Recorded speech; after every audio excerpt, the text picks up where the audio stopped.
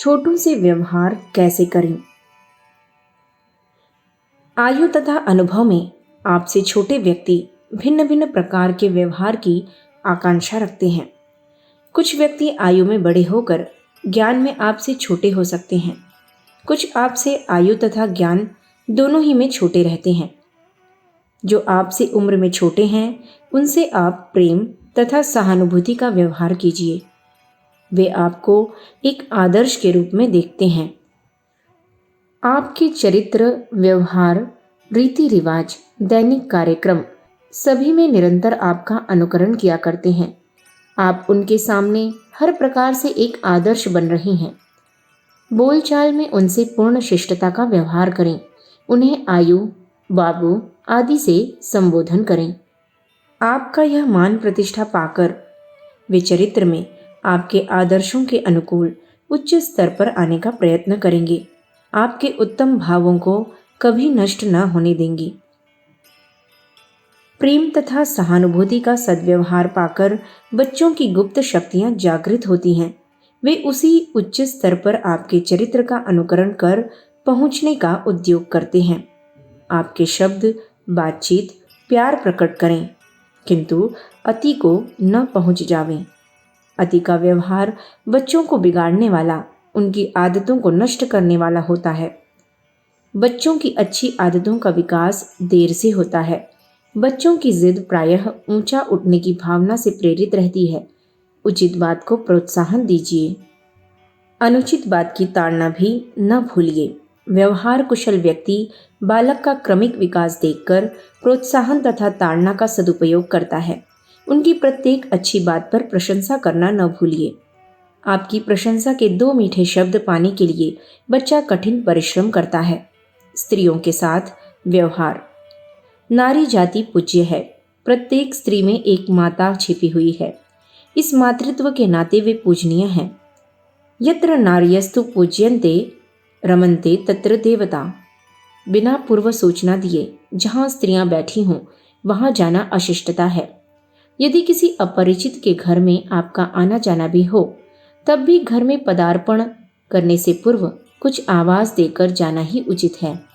स्त्रियां स्वभावतः लज्जाशील, शर्मीले स्वभाव की होती हैं, अतः उनसे बातें करते समय उनकी ओर टकटकी लगाए रखना या घूर घूर कर देखना, 4 आंखें करने की अशिष्टता न कीजिए।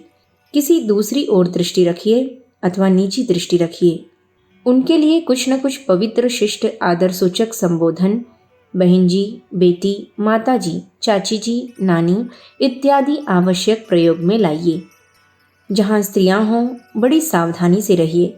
न ताली बजाइए, न चुटकियाँ, न असभ्यता सूचक सीटियाँ, न वहाँ भंवरे की तरह मंडराइए या घूमिए। चुपचाप बैठकर उनकी ओर न निहारिए। रेल या गाड़ी में बैठी हुई स्त्रियों की ओर भी घूर घूर कर देखना असभ्यता है।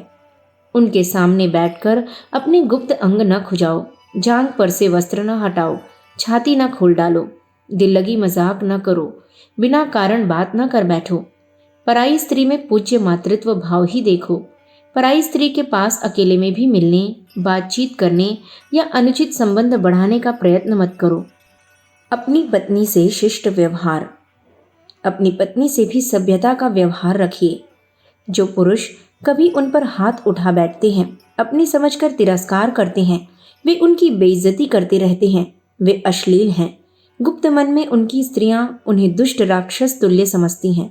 ऐसा प्रसंग ही मत आने दीजिए कि नारी को मारने पीटने का प्रसंग आए। उसे अपने आचार व्यवहार, प्रेम भरे संबोधन से पूर्ण संतुष्ट रखिए। पत्नी की भावनाओं की रक्षा, उसके गुणों का आदर, उसके शील, लज्जा, व्यवहार की प्रशंसा मधुर संबंधों का मूल रहस्य है।